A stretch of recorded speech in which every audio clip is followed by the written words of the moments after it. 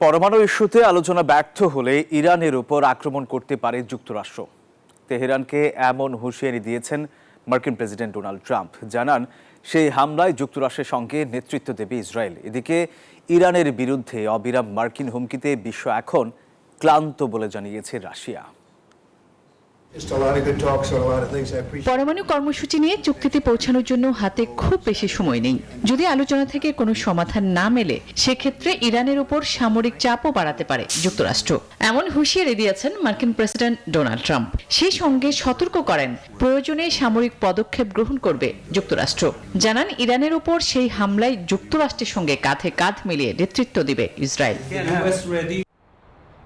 এদিকে মার্কিন এমন হুঁশিয়ারি আমলে নিতে নারাজ রাশিয়া।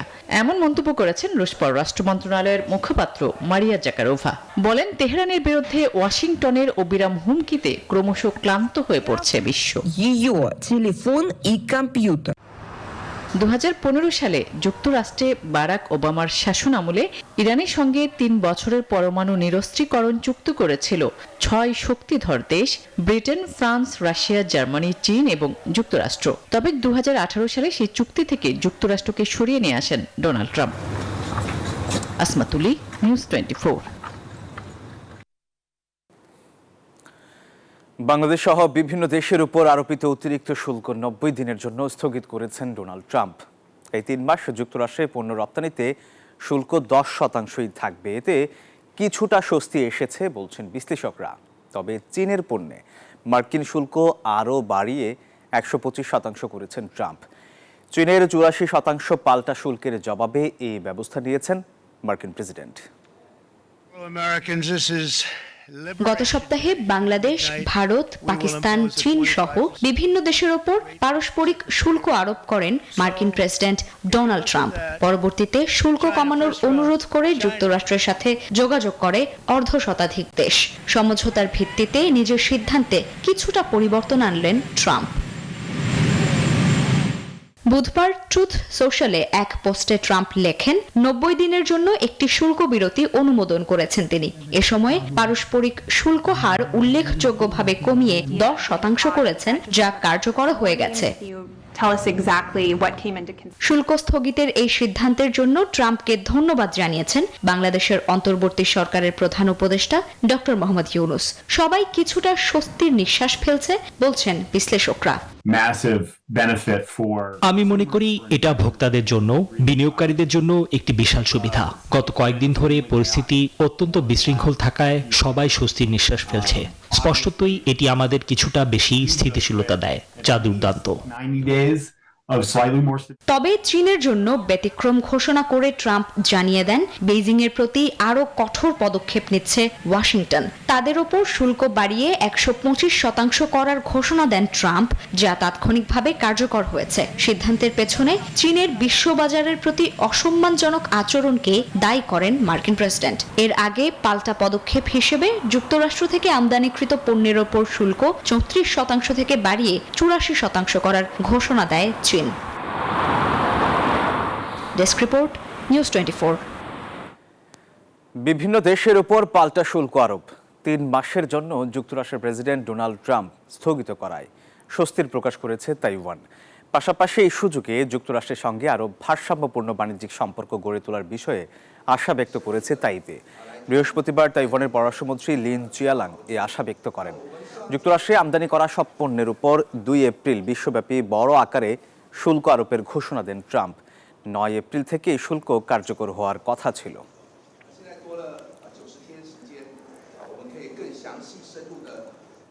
পাকিস্তানে আফগান শরণার্থীদের বিরুদ্ধে শাহবাজ সরকারের গ্রেফতার অভিযান অব্যাহত রয়েছে। পাশাপাশি চলছে জোরপূর্বক প্রত্যাবাসন। এখন পর্যন্ত 11,000-এরও বেশি আফগান শরণার্থীকে বহিষ্কার করা হয়েছে। পাকিস্তান ও আফগানিস্তানের গণমাধ্যমেই খবর জানানো হয়েছে, পাকিস্তানে অবৈধভাবে বসবাসকারী আফগান শরণার্থীদের স্বেচ্ছায় প্রত্যাবর্তনের সময়সীমা গেল 31 মার্চ শেষ হয়ে যায়। এরপর 1 এপ্রিল শুরু হয় বিতরণ প্রক্রিয়া। পাকিস্তানি গণমাধ্যমের রিপোর্ট অনুযায়ী গত 1 এপ্রিল আফগান শরণার্থী বহিষ্কারের দ্বিতীয় ধাপ শুরু হয়। সেখানে 9 এপ্রিলের মধ্যে 11,371 জনকে বহিষ্কার করা হয়েছে।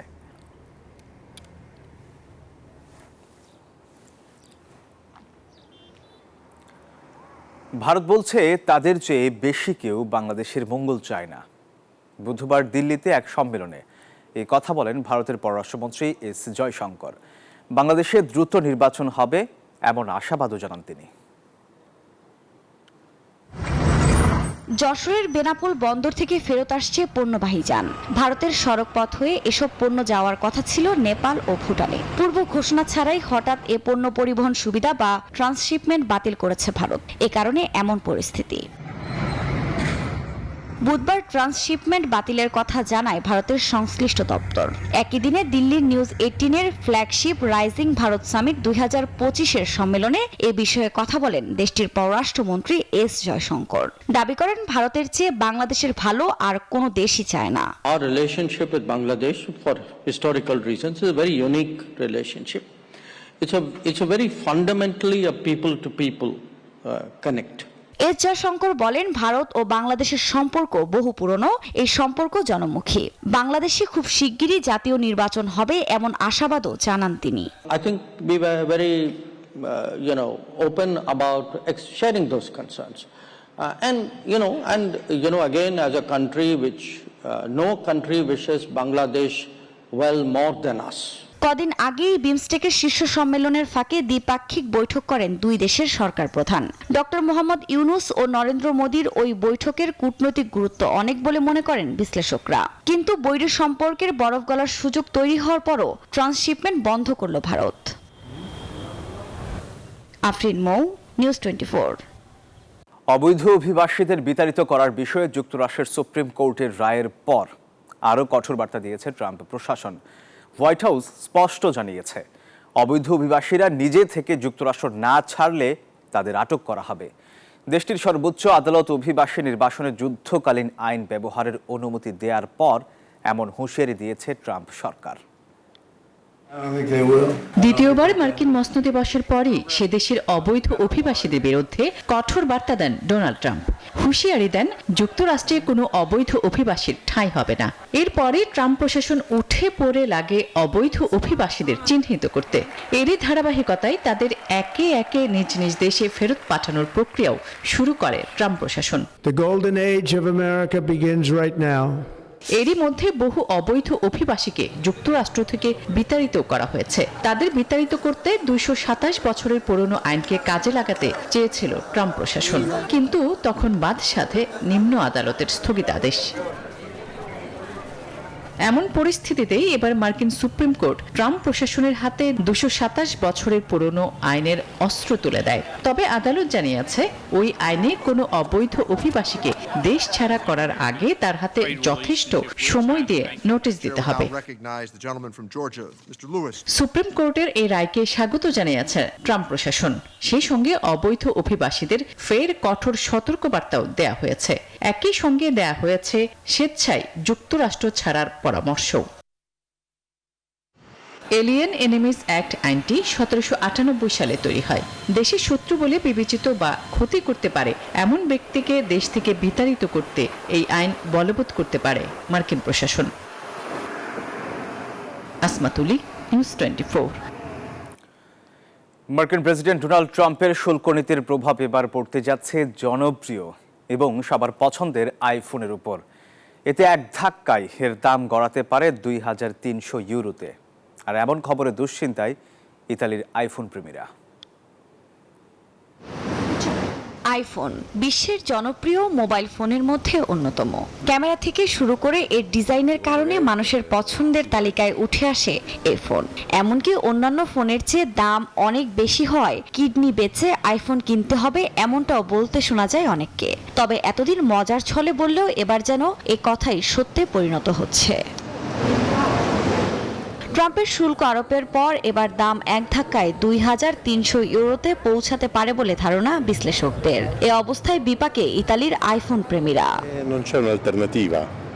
হয় আপনি চীন থেকে কিনুন অথবা যুক্তরাষ্ট্র থেকে কিনুন, দুর্ভাগ্যবশত এর কোনো বিকল্প নেই।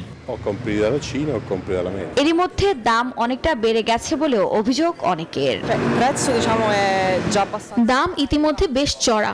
এরই মধ্যে বিভিন্ন গণমাধ্যমের প্রতিবেদনে বলা হয় যে এটির দাম 2300 ইউরোতে পৌঁছাতে পারে। আমার মনে হয় এটি বেশ কিছু ইতালীয়দের নাগালের বাইরে। তাই আপাতত আমি আইফোন 14 পরিবর্তন করব না। আইফোনের দাম বাড়লে এর বিক্রি অনেকটা কমবে বলে ধারণা করছেন ব্যবসায়ীরা। Ci si allontana sempre di più anziché. আমি অনুমান করি যে অ্যাপল পণ্যের ক্রয় সামান্য হ্রাস পাবে, কারণ দাম অবশ্যই 10-15 বা 20% বৃদ্ধি পাবে, যা অনেকেরই নাগালের বাইরে। Soprattutto in tema di. গণমাধ্যমের বরাতে জানা যায় আগে অ্যাপল শুল্ক ছাড় পেলেও এবার ঘটেছে ঠিক তার বিপরীত। এতে সাধারণ মানুষের জন্য এই দাম অনেকটা চ্যালেঞ্জের। আফরিন মৌ, নিউজ 24। আর এই ছিল গ্লোবাল ট্যাপের। ধন্যবাদ।